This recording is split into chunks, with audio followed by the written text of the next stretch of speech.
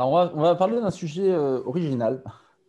Original. Donc, mon cours du mardi pour le petit déjeuner des rabbins, j'essaie de m'inspirer euh, de la paracha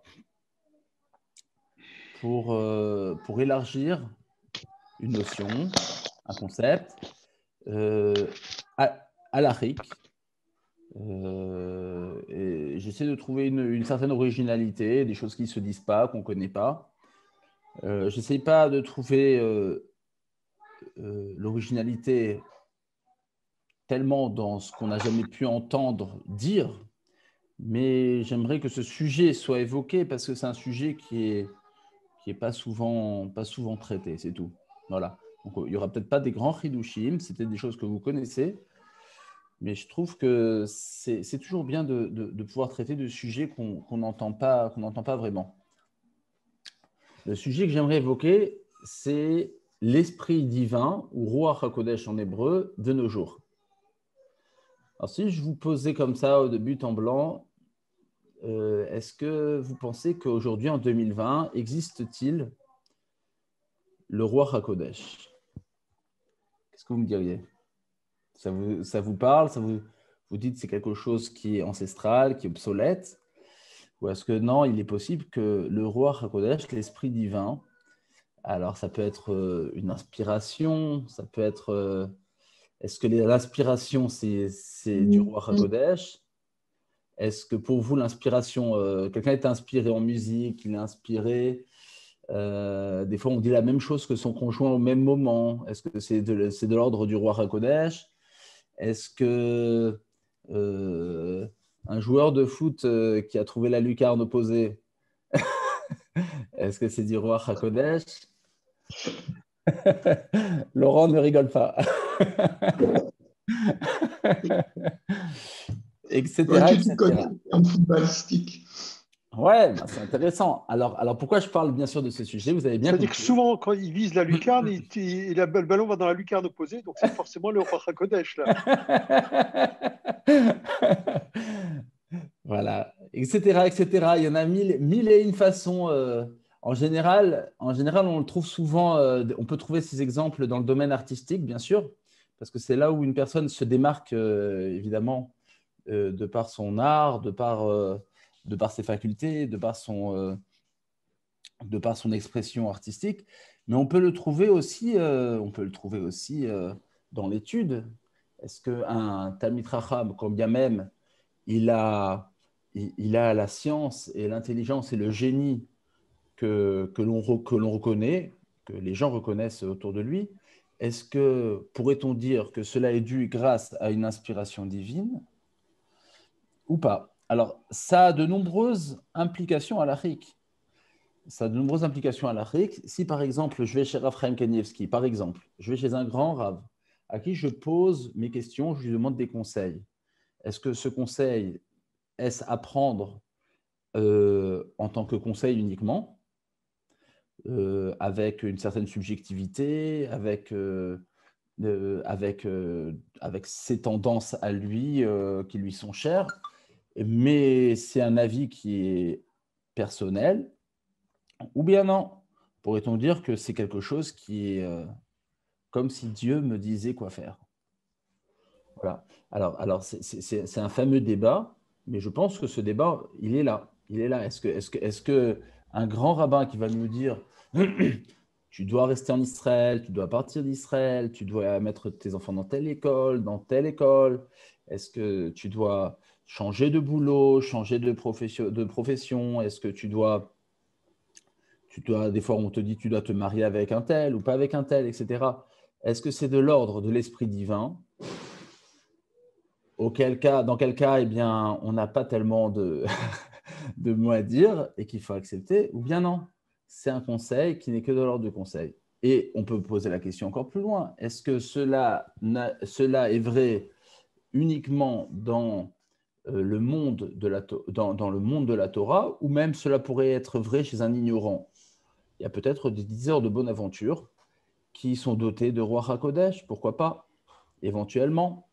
Alors ça serait un petit peu incongru peut-être, ça serait difficile à croire, mais est-ce qu'on pourrait élargir le débat et dire si le roi HaKodesh existe de nos jours, combien même il existe, tant bien même qu'il existe, est-ce qu'il existe aussi chez des personnes qui ne sont pas dotées de Chormat Torah, de sagesse de la Torah?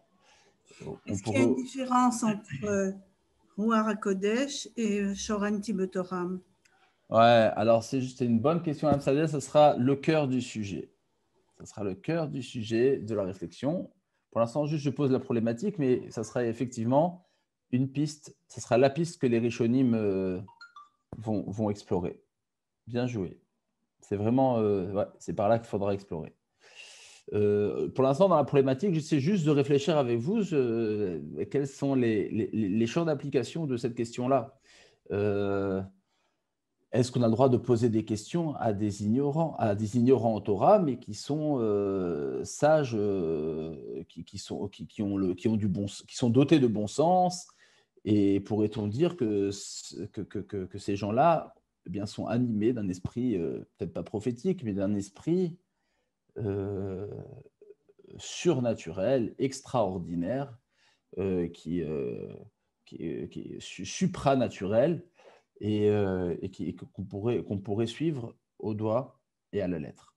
Alors voilà, tout ça c'est des questions. Alors pourquoi bien sûr je pose ce problème aujourd'hui, cette semaine dans la paracha? Vous avez bien compris, la paracha de cette semaine, Toldot, c'est la paracha où Yitzhak Avinu va vouloir, à l'âge de 60 ans, alors qu'il devient aveugle, il pense que sa fin est proche, eh bien il va vouloir délivrer les brachot à un de ses enfants.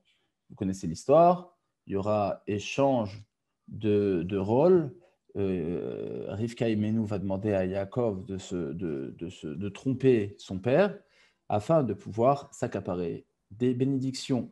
Ici, bien sûr, les Mefarshim expliquent qu'il s'agit des bénédictions matérielles de ce bas monde et pas des bénédictions spirituelles. Quoi qu'il en soit, le Midrash demande comment est-il possible que Yitzhak Avinu n'ait-il pas eu ce roi HaKodesh de comprendre que la personne qui était en face de lui n'était pas Esav, mais était bien Yaakov.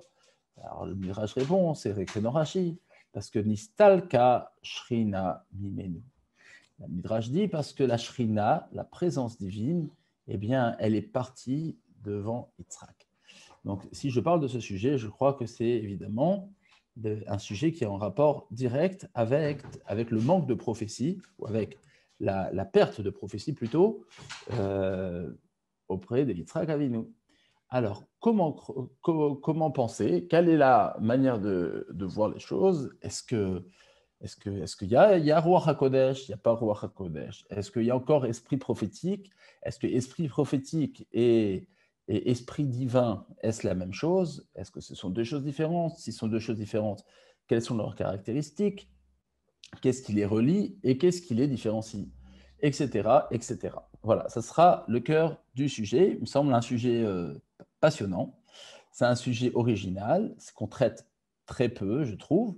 Et donc, c'est avec ça que j'aimerais sortir. On n'aura pas beaucoup de champ d'application, on va dire, si vous voulez. C'est un sujet qui reste quand même assez théorique, assez intellectuel, avec peu de champ d'application à l'Afrique, mais en tout cas, qui nous permet de mieux comprendre, en tout cas philosophiquement, le sujet. Alors, j'imagine que vous avez sûrement un avis. Si vous voulez l'exprimer, je vous écoute avant de commencer de poser le débat. Est-ce que quelqu'un, non? Ok, alors on y va. On va commencer par... Ami, oui. écoute, ça arrive parfois. Bon, j'ai lu ça dans le livre du Rabbi de Lubavitch. Il faisait des drachotes et puis il y avait un monsieur qui est venu exceptionnellement. Il se posait toujours une question. Il s'avère que le Rabbi a répondu à la question. Quand on le lui a dit, il a dit « Je ne l'avais pas fait exprès ». Ouais, effectivement. Je pense... alors qu'est-ce que tu veux prouver à partir de cette histoire? Non, c'est que Hachem, il passe par des intermédiaires pour répondre à d'autres personnes. Voilà. Ouais, effectivement. Effectivement. Alors, je vais introduire la première chose pour introduire le débat. Le 6e fondement du traité du Rambam sur les 13 fondements de Emouna, les fondements de la foi qui sont écrits dans le Rambam. Eh bien, si vous lisez le 6e, c'est les Ha'amin binvuat hanevi'im. Il s'agit de croire dans la prophétie des prophètes. Shekol divrei hanevi'im emet, que toutes les paroles des prophètes sont véridiques. À ce sujet, le Rambam, dans le Mishneh Torah, Ilchot Yesodei HaTorah, il élargit l'explication de ce qu'on appelle dogme de la foi, que l'un d'eux est l'Eda Shehakel Menave Bene Adam. Donc, il approfondit ce concept en disant qu'Akadosh Baruch Hu, eh bien, il donne la prophétie aux hommes. Et à la fin, il explique, après avoir expliqué quel est le long cheminement auquel va procéder le prophète pour y accéder, que Ruach HaKodesh Shora Alav, jusqu'à ce que l'esprit divin, l'esprit saint, eh bien, s'imprègne en lui. Il est intéressant donc on voit que ce n'est pas seulement donc on voit que c'est un sujet dans lequel c'est un sujet important parce qu'on a une obligation, c'est un dogme de la foi, que celui qui n'y croit pas, il pourrait être appelé épicurien, de croire dans les paroles des prophètes. Alors, peut-être pas obligatoirement de croire à tout ce qui se dit, mais de manière dogmatique, de se dire que lorsqu'il y a un prophète, il y a une obligation d'y croire, ça, c'est un commandement très important selon le Rambam, auquel cas on est appelé épicurien. Il est intéressant de noter, dans le Ramban Nachmanide sur la Torah, il se trouve hop, je regarde. Nachmanide dans la Torah, dans Bereshit, chapitre 26, verset 5. Il explique qu'Avraham Avinu, il a appris toute la Torah, ou il a appris la Torah et il a fait la Torah grâce au Ruach HaKodesh. Je vous le traduis. Chez l'Amad Avraham Avinu, à Torah Kula Beruach HaKodesh. Avraham Avinu, il a appris toute la Torah par esprit divin. Et il s'est attelé à la tâche en comprenant les raisons des mitzvot et les principes. Et il a accompli toute la Torah comme quelqu'un qui n'est pas ordonné, mais quelqu'un qui le fait sans avoir été ordonné. Et à la fin de ses propos, il dit Vehu anikra Ruach HaKodesh. Et cela s'appelle Ruach HaKodesh, Esprit Saint. Ke'inyan besifre David ou Shlomo, dit le Nachmanide, Shayu beruach HaKodesh. Que les livres écrits par le roi David et le roi Shlomo ont eux-mêmes été écrits par esprit divin. Encore une fois, on voit cette histoire d'esprit divin chez Ramban, Nachmanide, que nos ancêtres, nos aïeux, nos pères, nos patriarches ont été animés par cet esprit divin qu'il appelle Ruach HaKodesh.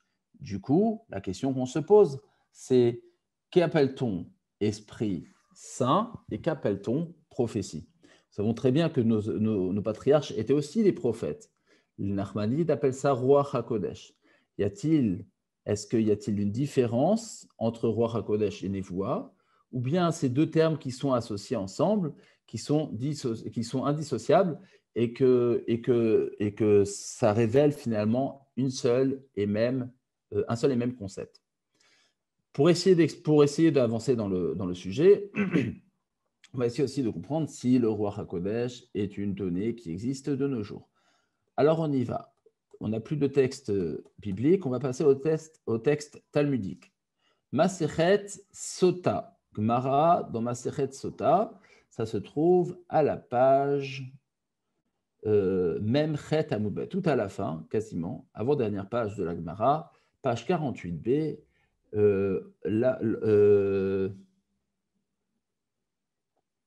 Gemara dit, page 48b dans Sota, Mishmato Chagai veZecharia ou Malachi Nistalka Ruach HaKodesh Misraël. À partir de l'époque de Chagai, Zecharia et Malachi, qui étaient les tout derniers prophètes du clan Israël à l'époque de Daniel, à l'époque du premier exil de Nebuchadnezzar, à la fin du premier exil de Nebuchadnezzar, Nabucodonosor, on les appelle les Nevi'im Acharonim, les derniers prophètes. Dit la Gemara, Nistalka Ruach HaKodesh Israël,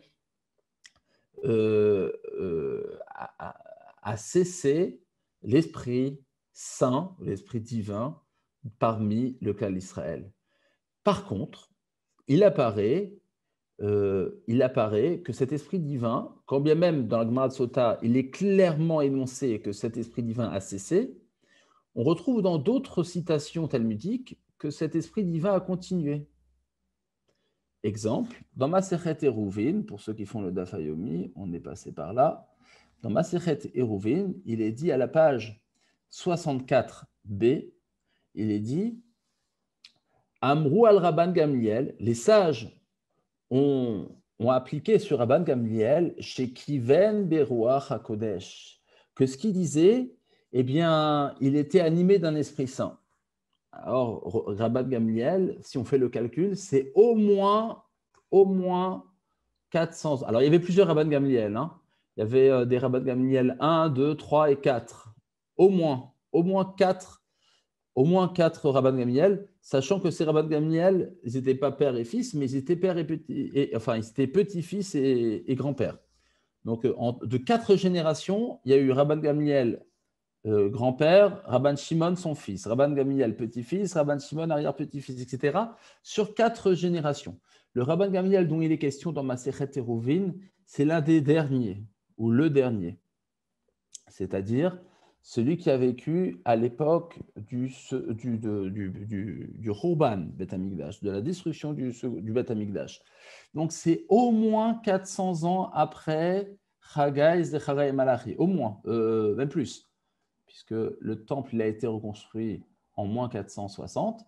Voilà, donc, et Rabban Gamliel, il a vécu à peu près en l'an 60, 70 par là-bas, avec Rabbi Akiva. Donc, ça fait au moins 500 ans après. Ça fait un laps de temps énorme. Et pourtant, les sages ont bien clairement énoncé sur Rabban Gamliel qui viennent Beruach HaKodesh. Ce qu'il disait dans la Mishnah, ces paroles prononcées dans la Mishnah, c'était des paroles qui étaient émises, animées par l'Esprit Saint.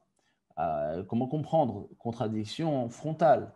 La même chose, on dit à propos de Rabbi Pinchas ben Yair, qui sont ramenés dans la Mishnah, dans Masechet Sota, à la page, tout de suite je vais vous dire, Masechet Sota, toujours là-bas, page 48b. Alors vous connaissez la braïta de Rabbi Pinchas ben Yair. Rabbi Pinchas ben Yair, ces paroles sont les paroles de base du livre du Mesilat Yesharim, du Rav Yechaim Luzzatto, qui explique quelle est la méthode pour un juif à grandir et à se rapprocher de Dieu. Ça commence par la zéhirout, par le fait qu'un homme, eh bien, il se prémunit de faire des interdits, la zéhirout, et la zéhirout qui amène à la nikiout, qui amène à la propreté d'esprit, hein, bien sûr, etc., etc. La fameuse braïta de Rabbi Pinchas ben Yair qui est ramenée dans le Mesilat Yesharim. Attendez, est-ce que je peux vous la... Ouais. Zrizout qui amène à la Nekiout, Nekiout qui amène à la Tahara, à la pureté, Tahara qui amène à la Prishut. Prishut, c'est à la... Comment est-ce qu'on appelle ça? L'isolement, mais ce n'est pas l'isolement, c'est le fait qu'une personne, elle comment est-ce qu'on appelle? Oui, la Prishut. Prishut qui amène à la Kedusha, la sainteté, Kedusha qui amène à la Nava, à l'humilité, la Nava qui amène à l'Iratret, etc. Et tout ça pour arriver à la fin, l'idée Ruach HaKodesh. Et après le Ruach HaKodesh, il n'y a plus qu'une seule chose, Triat HaMetim, selon Rabbi Pinchas ben Yair.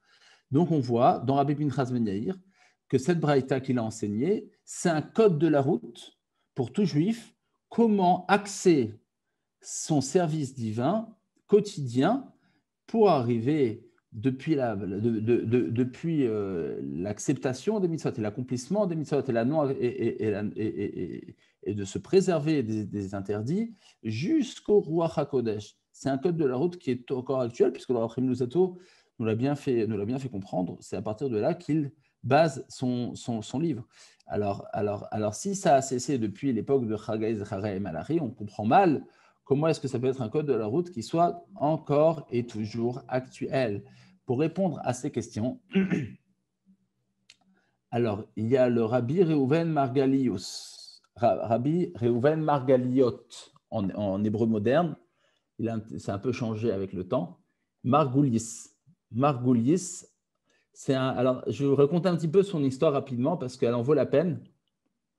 C'est un rabbin qui est né à la fin du 19e siècle, dans les années 1888, je crois. Il est décédé en 1971, un contemporain, plus ou moins contemporain. Il est né en Galicie, à Butach par là-bas, à Lemberg. Et c'était un rabbin qui était un vrai génie, un vrai petit génie. Il a été anobli en tant que rabbin très, très, très, très, très jeune. Et de manière assez, on va dire, assez originale, il faisait plutôt partie de la tendance sioniste religieuse. Voilà. Plutôt sioniste religieuse. Ce n'était pas très, très, très courant à l'époque.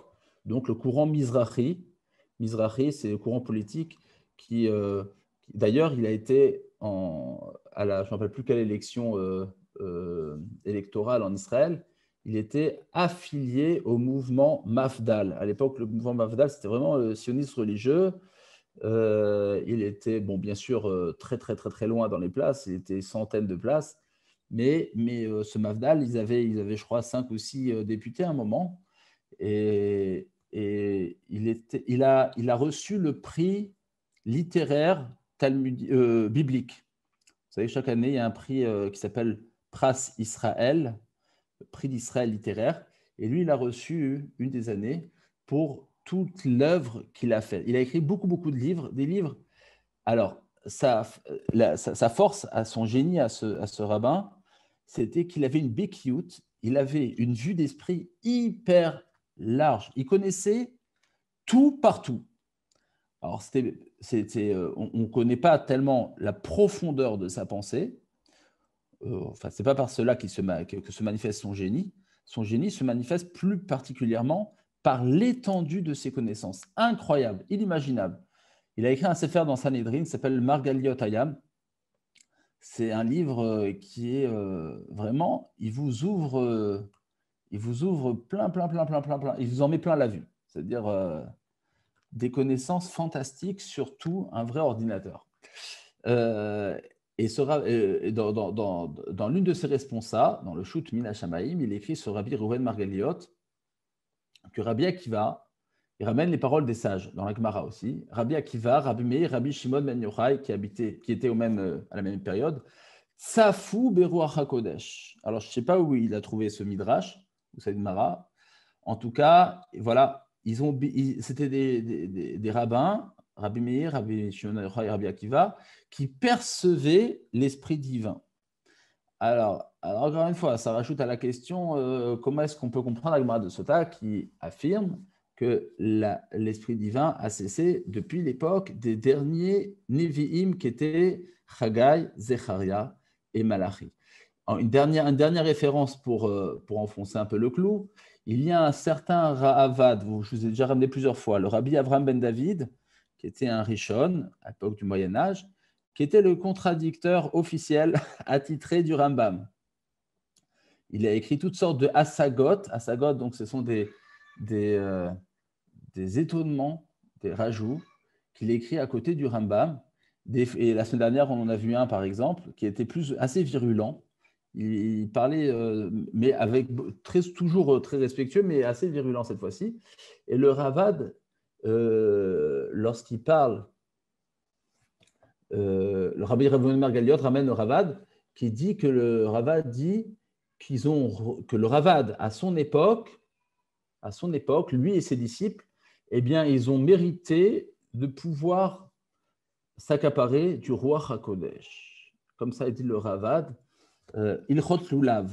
Vous regarderez Ilchot Lulav dans le Rambam, une des sagas du Ravad, je ne me rappelle plus laquelle c'est, il faudrait que je la retrouve. Attendez une seconde, je vais essayer de la retrouver pour être très précis. Ilchot Lulav, Perek Chet, chapitre 8, Alacha He, la 5e Alacha, le Ravad dit Kvarofi Ruach HaKodesh bebet midrashenu.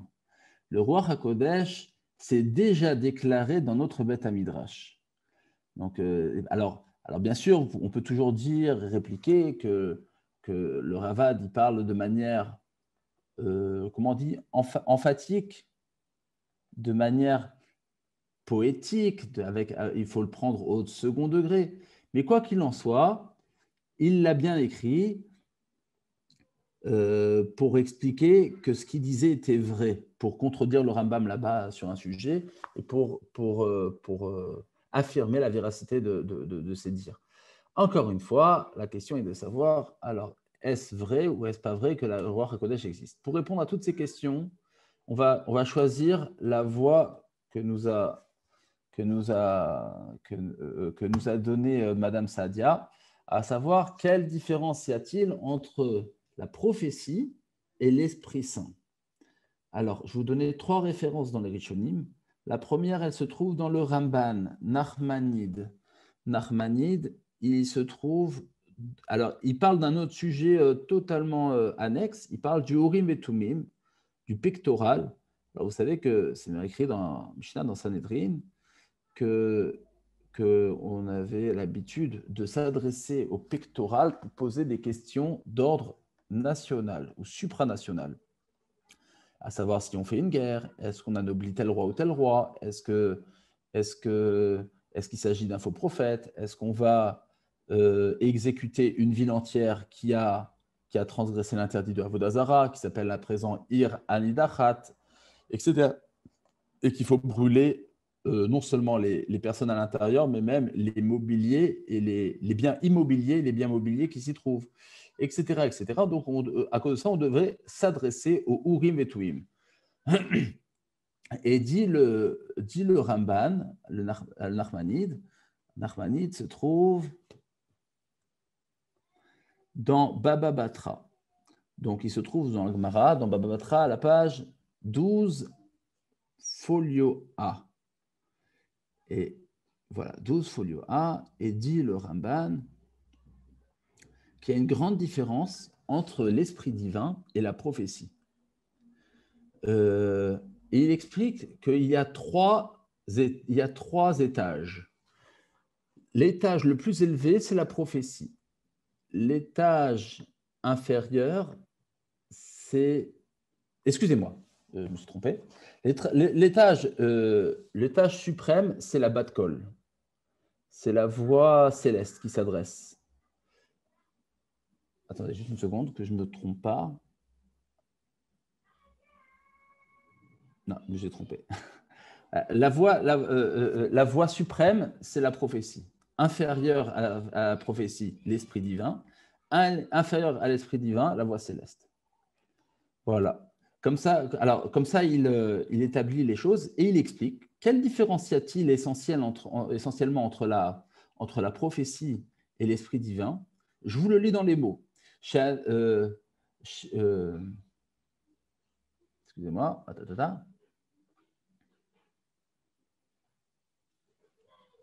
Vezot madrega mi madrega Ruach HaKodesh. Hi le mata mina nevoa. Et il dit que lorsque le Kohen il prononçait les noms divins en s'adressant au Urim et Tumim, au pectoral, c'était de l'ordre du Ruach HaKodesh et non de la nevoa, et non de la prophétie. Ou les malam ibat kol shemishtashim ba bebait sheni. Et le Ruach HaKodesh qui est supérieur à la bat kol, à la voix céleste, qui apparaissait à l'époque du second temple. L'achar chez Pascha Hanevoa ou Pascha Urim et Tumim. Donc pour lui, il y a 3 échelles et ça répond à beaucoup de choses. Il dit que lorsque la Gemara dans Sota dit que Chagai, Zecharia et Malachi ont cessé à partir de cette époque la Nevoa, oui, c'est vrai. La prophétie a cessé à ce moment-là. certes, mais autre chose n'a pas cessé, c'est le Ruach HaKodesh, l'Esprit divin. C'est ce qu'on a vu concernant Rabban Gamliel. C'est ce qu'on a vu peut-être concernant même le Rahavad, jusqu'à l'époque des Rishonim, du Moyen-Âge, etc., etc.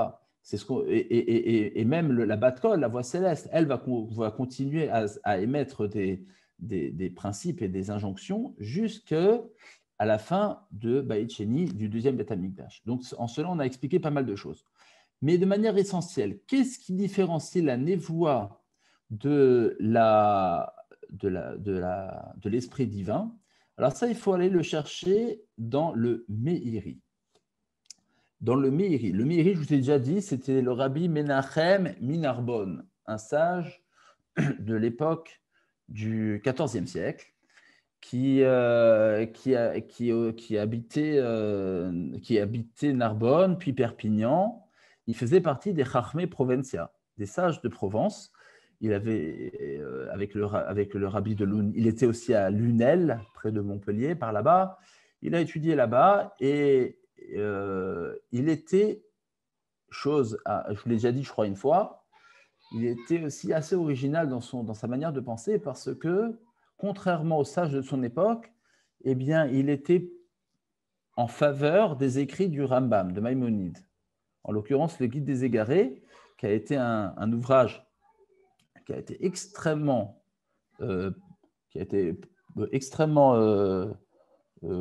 discuté, voire plus que ça, voire mis au banc de la société, voire plus que ça encore, voire brûlé.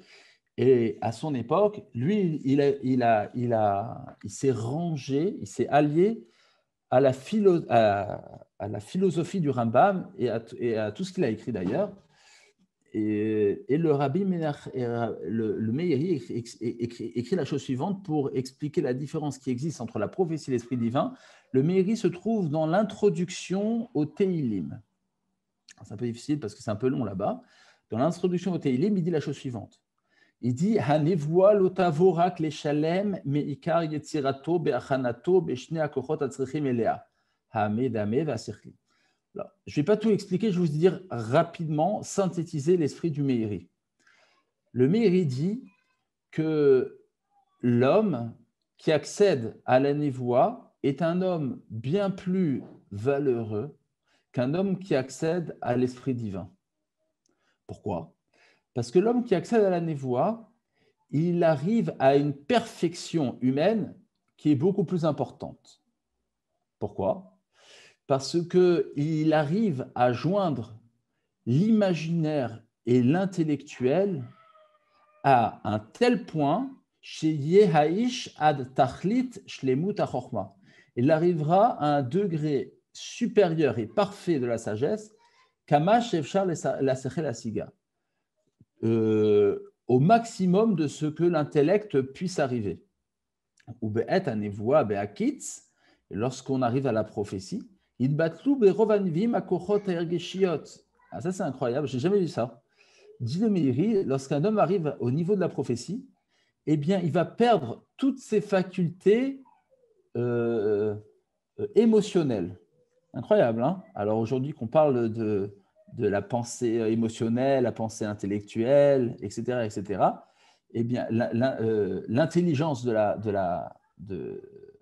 l'émotion, eh bien, lui, il prend le contre-pied et il dit que la névoie, c'est au contraire faire abstraction de toutes ses facultés émotionnelles et ne s'attacher qu'aux qualités cognitives. Il va arriver à un tel point de l'abstraction émotionnelle qu'il va arriver à imaginer parfois qu'un homme lui parle alors que personne ne lui parle. Il est tellement dans son monde, il est tellement imprégné par cette rigueur intellectuelle qu'il va même lui arriver, il va même des fois parler tout seul ou parler à quelqu'un dans son imaginaire. O yishma kol medaber dimyonot yavin mitocham armachavan benvoato. Et il va entendre une voix qui parle dans son imaginaire, il va comprendre à partir de là ce qu'on appelle la prophétie. Alors c'est incroyable hein, ce qu'il dit, c'est la première fois que je lis ça. Mais, dit le Et Meiri, c'est quoi? C'est pas la Bat Kol? non, non, la Bat Kol, alors on va voir, c'est justement, regardez, c'est la suite. Ruach HaKodesh, ce qui est intermédiaire, le Ruach HaKodesh, c'est encore mieux que la Bat Kol, hein, Ruach HaKodesh, attention. Le Ruach HaKodesh, Humadrega, les Matam Anevoa. C'est un intermédiaire enfin, c'est une étape qui est beaucoup plus inférieure à celle de la prophétie. C'est un homme qui se sent aussi complet dans son service divin. Lorsqu'il s'occupe de matière spirituelle,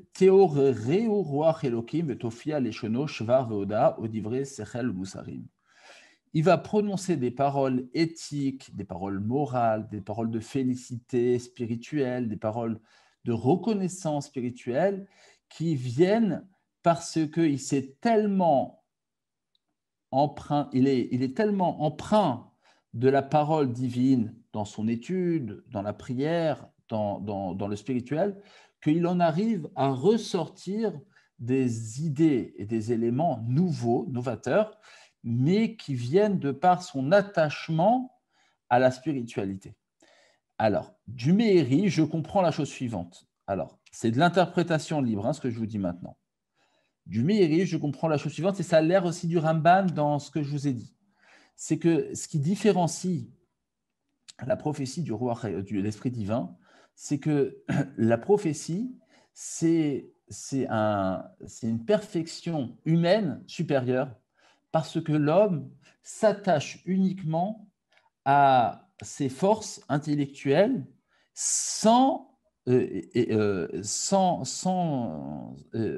en faisant défaut, c'est-à-dire en n'empruntant pas les chemins émotionnels. Il en fait abstraction totale.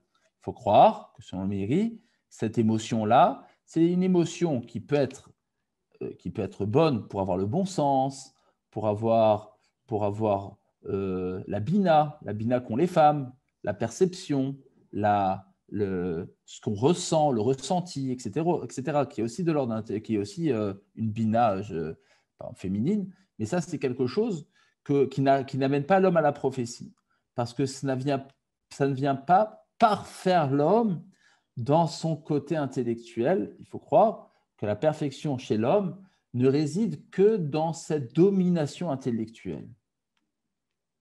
Incroyable, hein?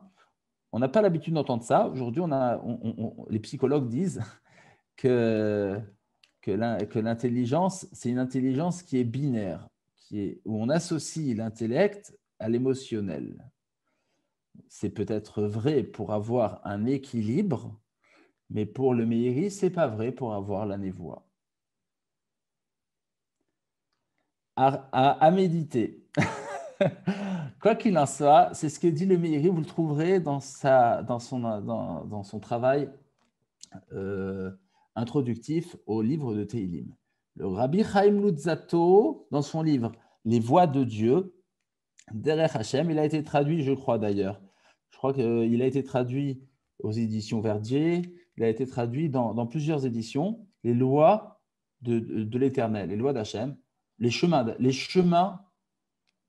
voies, hein, V-O-I-E-S, ou les chemins d'Hachem. Il écrit la chose suivante, la même chose. Il écrit la même chose. Ruach HaKodesh bemet ushiye nikar venirgash bebirur lebe'alav. Et il dit la même chose, que la névoie est supérieure au Ruach HaKodesh et que la névoie, c'est aussi… alors, il l'exprime d'une autre manière, mais ça revient au même. Il dit que le Ruach HaKodesh, qui s'appelle névoie, donc le Ruach HaKodesh peut s'appeler névoie, il peut s'appeler Esprit Saint. Le Ruach HaKodesh qui s'appelle névoie, c'est Hu sheye nikar venirgash bebirur lebe'alav. C'est qu'un prophète, il va comprendre la chose comme une sorte d'évidence. C'est une évidence dans laquelle il ne fait pas appel à son intellect, ça devient quelque chose de tellement évident. Tandis que le roi HaKodesh, qui ne s'appelle pas névoie, c'est quelque chose dans lequel, eh bien, il y a une sorte de hiatus, il y a un fossé qui sépare l'évidence de sa pensée avec ce qu'il ressent. Alors, c'est un peu difficile à dire dans les mots du Rav Luzzatto. Le Chazon Ish, de manière plus récente, il le dit de manière plus claire. Yesh Evdel Yesodi Ben Nevoa Veruach HaKodesh, dit le Chazon Ish. Toujours dans la même idée. Il y a une différence essentielle entre la Nevoa et le Ruach HaKodesh. Nevoa, ce qu'on appelle prophétie, En HaSechel HaMurkav Shel Adam Mishtatef Ba. L'intellect profond de l'homme ne s'y associe plus. Et là, Charatnaim Asegulim Shenitale Baem Achizachal Ezor Anevoui Shaloliot Klikolet Dat Mebli Yun Vamal Shirkli. Il n'a plus besoin de faire l'effort intellectuel pour pouvoir dire ce qu'il pense. Ça vient naturellement. Ça vient de manière tout à fait naturelle. Ce qu'il dit dans sa prophétie, c'est quelque chose qui est énoncé sans avoir à être passé par une analyse méthodique, une démarche intellectuelle, etc. Tandis que le Ruach HaKodesh, ça ne vient qu'après être passé, Yegiat Ayun Berov Ha'amal, qu'après avoir passé un long moment à analyser, à comprendre, à décortiquer une idée spirituelle, et ça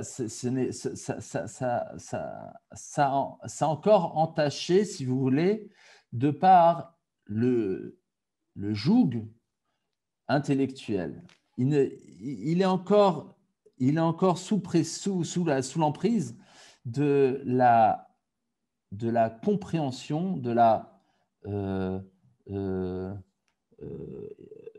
les choses n'ont pas d'évidence. Voilà, ça a l'air d'être comme ça. C'est quelque chose qui est moins naturel.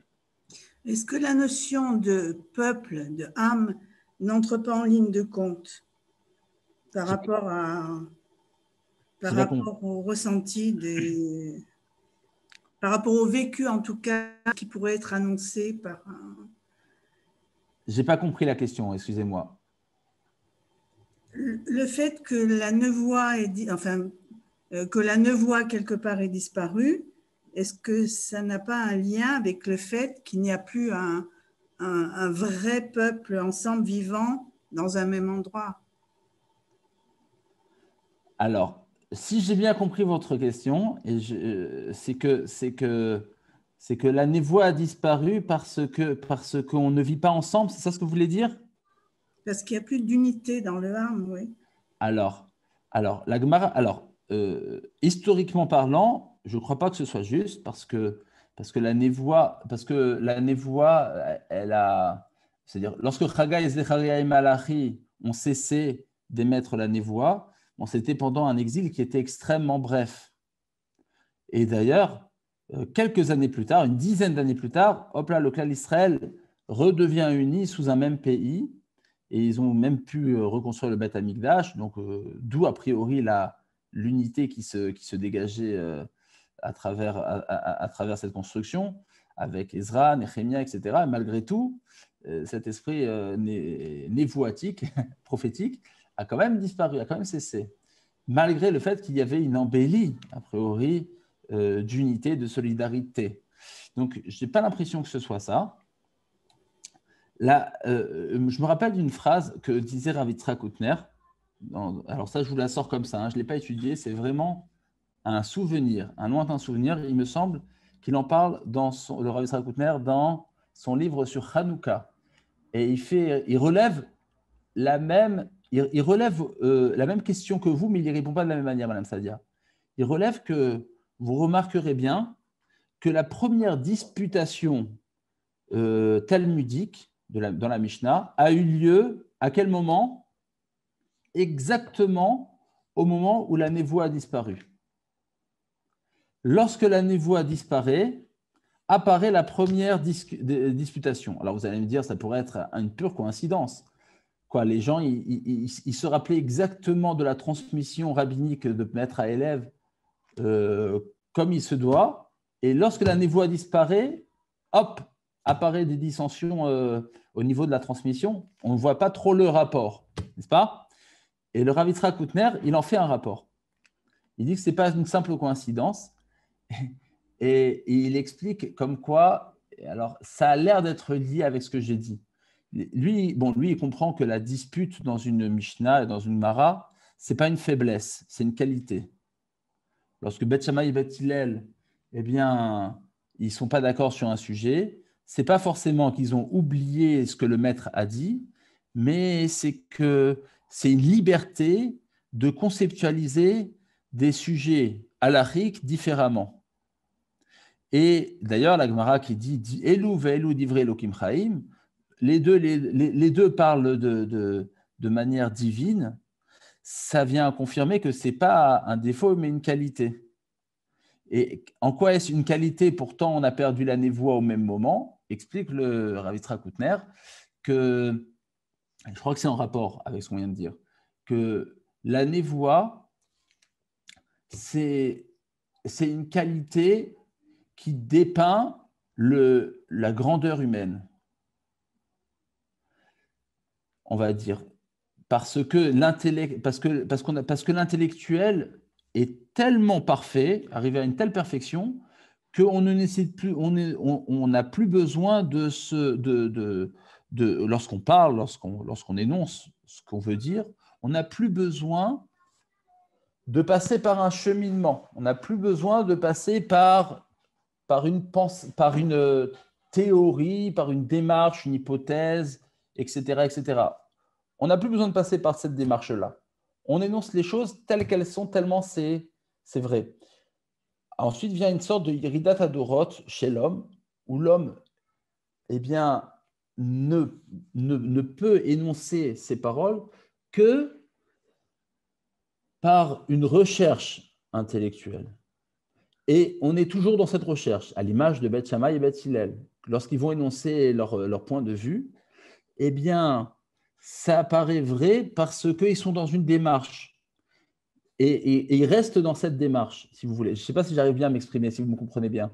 La névoie, c'est quelque chose qui est tellement clair dans l'esprit qu'on ne passe plus par l'esprit. Vous comprenez? La névoie, c'est quelque chose qui est tellement clair par l'esprit qu'on n'a plus besoin de prouver, on n'a plus besoin de passer par l'esprit. Parce que c'est une image claire. Donc, on va dire ce que l'on voit. C'est un petit peu l'image des Béné Israël lorsqu'ils étaient au Har Sinaï. Et ils voyaient les sons et ils entendaient Rohim et Akolot. Ils voyaient les sons. C'est qu'on n'est plus dans une démarche intellectuelle. On est au-delà de ça. On est dans une vraie transcendance. Tandis que dans Beth Shammai et Beth Hillel, on retourne à une démarche plus intellectuelle. Voilà. Alors, je ne sais pas si vous avez bien compris ce sujet, cette idée-là. En tout cas, cette idée-là, on va pouvoir comprendre plein de choses grâce à ça.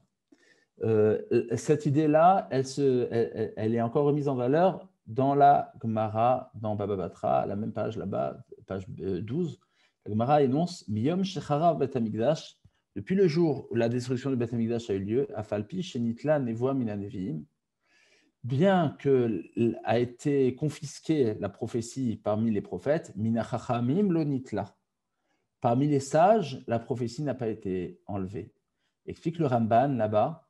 De quelle névoie on parle? Shenitla nevoa taneviim hamare ve'achazon.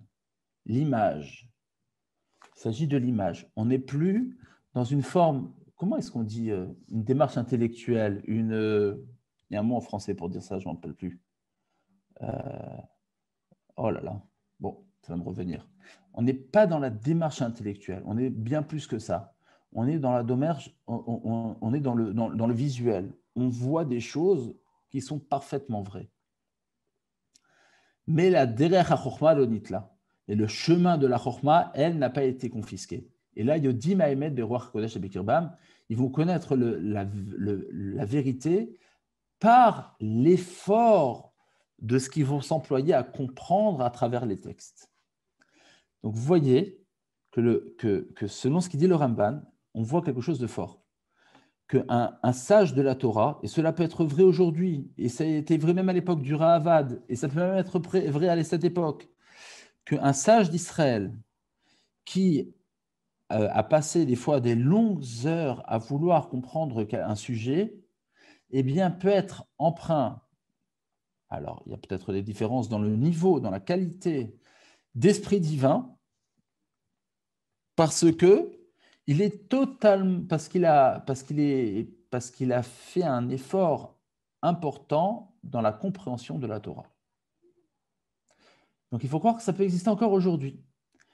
Et pour affirmer ce que je viens de vous dire, le Khatam Sofer, qui a vécu il y a à peu près 200 ans, au début des années 1800, le Khatam Sofer, rabbin de Francfort, il explique la chose suivante. Il dit que il dit qu'un sage d'Israël, il peut être empreint il peut connaître la vérité, tout simplement parce que les teva chormata v'sechlam lo yasigu yedem tushi akazo, akadosh baruch hu bechazdo ye chormata lechakima lefi sha'a. Hachem donne la chorma à ses sages temporairement. Et c'est ça ce que disent nos sages, etc. Oto chelek nevoa shemasig aldat chormato, qu'un sage d'Israël peut avoir une certaine acquisition de l'esprit divin, parce qu'il ramène les paroles de nos sages dans Pirkei Avot, Haosek betorah lishma zochel et dvarim arbe.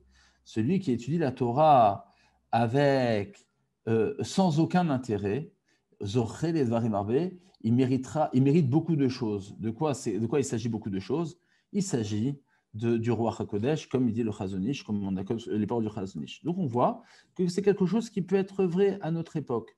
C'est comment il s'appelle, un Rosh Yeshiva, le Rosh Yeshiva de la Yeshiva de Hebron, Rav Broide.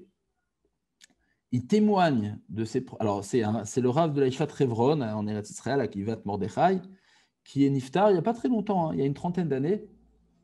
Il témoigne lui-même qu'il a vu auprès de ses maîtres, comme quoi ils arrivaient à valider ou invalider un animal s'il a été correctement abattu, ou bien à savoir si un kos, un ustensile avait été correctement trempé au mikvé, selon ce qu'il voyait.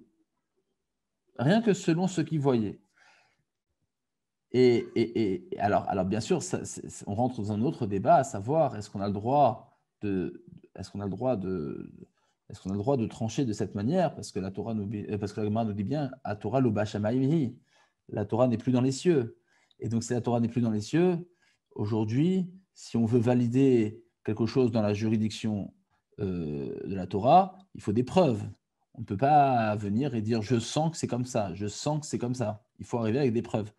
Malgré tout, le Rav Shlomo Zalman Broide, il affirme qu'il a vu de ses maîtres qu'ils arrivaient, en tout cas, à percevoir qu'est-ce qui était cachère, qu'est-ce qui n'était pas cachère, dans un aliment, dans un animal, dans un kos, s'il était bien trempé, etc., rien qu'à la vue de ce qu'on leur montrait, etc., etc.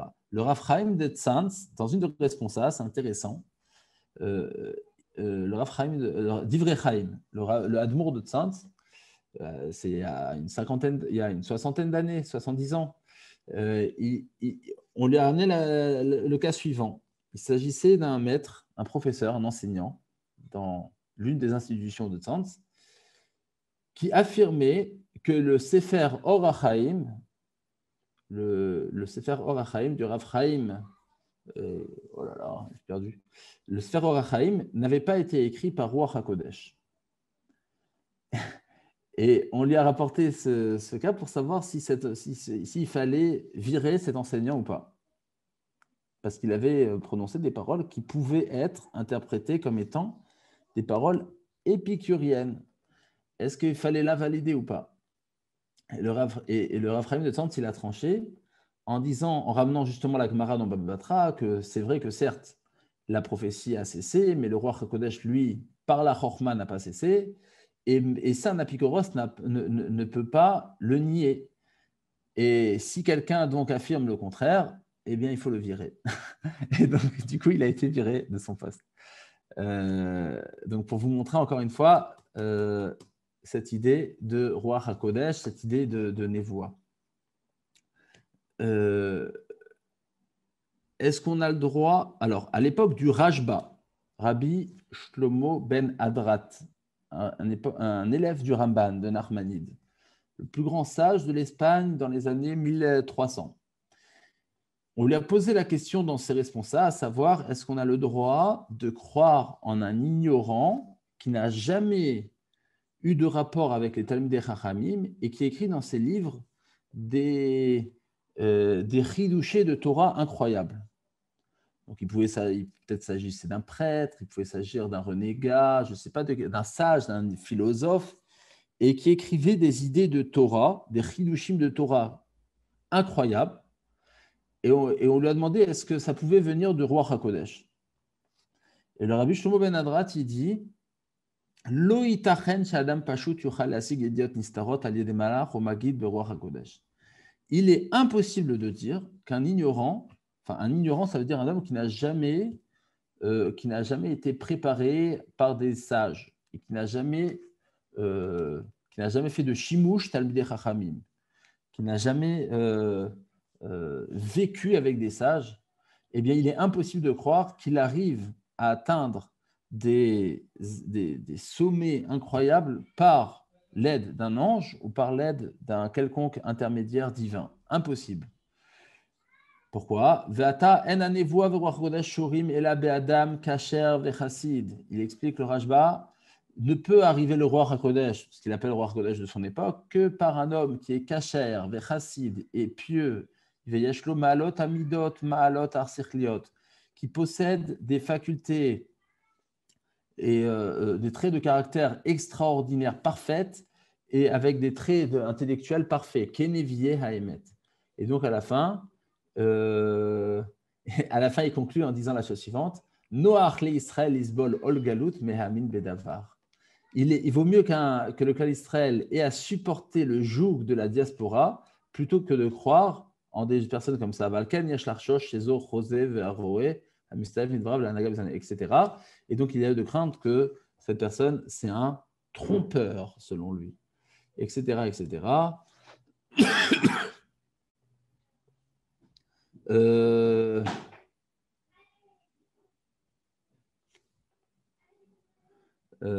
Voilà. Bon, on va s'arrêter là pour aujourd'hui. Il est déjà 11h. Alors, on a fait un petit peu le tour de la question. Qu'est-ce qu'on fait avec Matovo et Yaakov alors? C'est-à-dire quelque part, c'est une voix dite par quelqu'un qui n'a jamais étudié. Ouais. Alors, ce qu'il faut croire, c'est que Dieu a pu donner pendant des années, les années avant Matan Torah, il a pu donner la névoie d'une autre manière que par la perfection intellectuelle. Il est possible de croire qu'avant Matan Torah, la névoie marchait différemment. Elle marchait avec d'autres codes de conduite. Ça a pu. Après Matan Torah, il faut croire que non, que la névoie ne passait que par une perfection intellectuelle. Samy. Ouais. Samy, et quand il y a eu des cas de personnes qui ont été inspirées par le prophète Eliaou. Ouais. Alors, tu les mets dans la névoie ou tu les mets dans le roi HaKodesh ou la Bat-Kol aussi? Ni l'un ni l'autre. Ni l'un ni l'autre. En fait, on a expliqué que la névoie, ça demandait une perfection qui n'existe plus. Le roi HaKodesh, ça demande un réel effort de concentration spirituelle. Et eux, on leur a donné sur un plateau, donc ça n'existe pas. Bat-Kol, ce n'est pas ça non plus. En fait, ce qui peut exister, c'est qu'on a pu entendre des histoires ou des récits dans lesquels eh bien, on a donné sur un plateau d'argent des informations de ce que Eliaou Hanavi voulait faire, de ce que Dieu considérait faire, etc. Ce n'est pas dû à la perfection de l'homme. C'est-à-dire, comprenez bien ce que je veux dire. Tout ce qu'on a défini aujourd'hui, c'est toujours un niveau de clairvoyance dû à une qualité humaine, qui dépeint la qualité humaine. Mais si, eh bien, des gens arrivent à trouver des choses, mais qui ne dépeignent en rien leur qualité humaine, ça leur a été donné.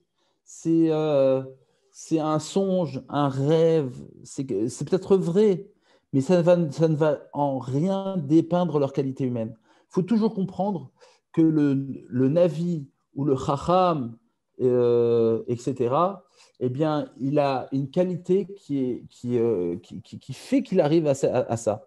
Si par exemple, je vais vous donner un exemple.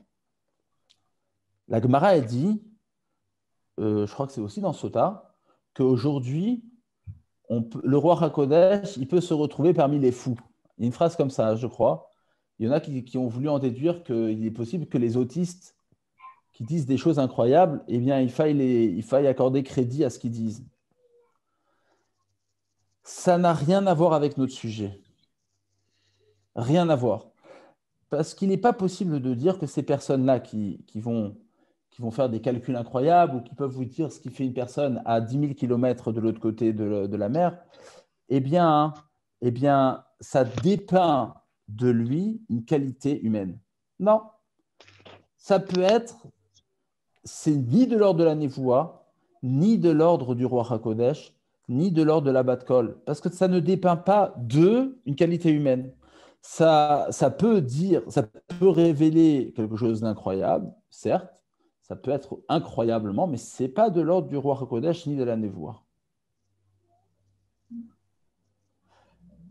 D'accord? Oui. Voilà. Là, il y a une phrase dans la Gemara qui dit que c'est juste pour aller dans le sens de la question de Madame Sadia là, tout à l'heure et pour répondre de la même manière. Il est dit Chacham adif minavi. Un sage, il est supérieur au prophète. Or, selon ce qu'on vient de voir, le prophète, il est supérieur au Chacham. Comment on comprend? Je crois que la réponse à cette question, c'est un peu ce qu'on a dit tout à l'heure. C'est que le Chacham, c'est que le Navi, pour arriver à la Nivoua, effectivement, il doit peut-être arriver à des facultés supérieures. Mais le Chacham, maintenant qu'il doit arriver par une démarche intellectuelle et pouvoir être écouté de ses pairs, il ne peut y arriver que par la Chorma et par le roi HaKodesh, pas par la Nivoua. Pourquoi? Parce que sinon, il ne sera pas accepté en tant que Chacham.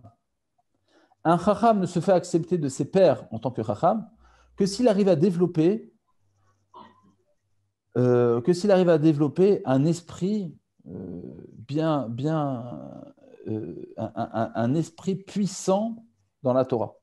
Mais si tu n'arrives pas à prouver ton esprit puissant, tu arrives bien au-delà, que tu n'arrives même plus à prouver ce que tu dis, parce que c'est tellement clair chez toi, tu n'arriveras plus à t'imposer parmi tes pairs. Et donc, en cela, le Chacham, il est adif minavi. Voilà. C'est ce que je comprends de tout ça. La névoie, elle s'impose à toi comme une évidence. Si cette évidence, tu n'es plus capable de pouvoir la prouver, en discuter, etc., certes, la puissance de ce que tu vois est peut-être plus fort, mais tu ne pourras plus le partager. C'est un savoir qui n'est plus partageable. En cela, le Chacham, il est adif minavi, il est supérieur au Navi. Je suppose tout à l'heure qu'il faisait référence à ce livre. Quel livre? Ouais, exactement, La Voix de Dieu, exactement, Derech Hashem. Voilà. Exactement. Voilà, donc je crois qu'on a fait le tour de la question. Alors, c'est vrai que ça n'a pas tellement d'implications. Ça restera que si une personne elle vient poser une question à un rave, quand bien même il est très, très, très, très grand, ce rave, alors ça restera toujours de l'ordre de la Etza. À part si c'est un psak, attention.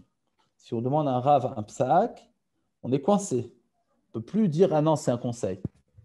Pour ça que si vous allez voir un rabbin et que vous essayez d'avoir une porte de sortie pour ne pas obligatoirement être coincé par ce qu'il va vous dire, dites-lui dès le départ que vous posez cette question en tant que Etza et non en tant que psak, sinon après, vous êtes coincé. Si c'est un psak, fini, c'est tranché. Si c'est une Etza, alors bien sûr, c'est un chacham, vous prenez ça. en tant que va chez le Chacham et apprends de lui. Merci beaucoup, Samy. Avec plaisir. Voilà. Merci beaucoup. À la semaine prochaine, si Dieu veut. Très bonne journée. Très bonne journée. Kol tov, au revoir.